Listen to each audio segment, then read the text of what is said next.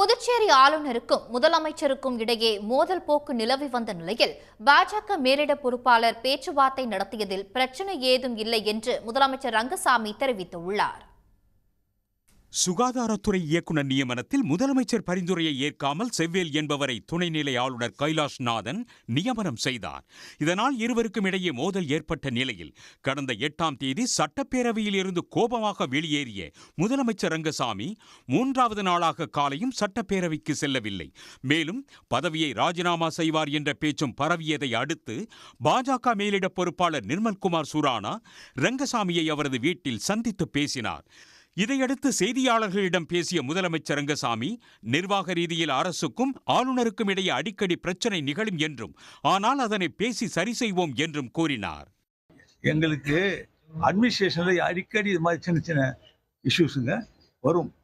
இப்போ இல்லை, எப்பொழுதுமே புதுச்சேரி நிர்வாகத்தில் அது நாங்கள் சரி பண்ணிக்குவோம். இந்நிலையில் அரசு நிகழ்ச்சி ஒன்றில் பங்கேற்ற துணைநிலை ஆளுநர் கைலாஷ்நாதனிடம் முதலமைச்சர் ரங்கசாமியுடன் கருத்து வேறுபாடு நிலவுகிறதா என்று செய்தியாளர்கள் கேள்வி எழுப்பினர். அதற்கு தனக்கு அப்படி ஒன்றும் தோன்றவில்லை என்றார்.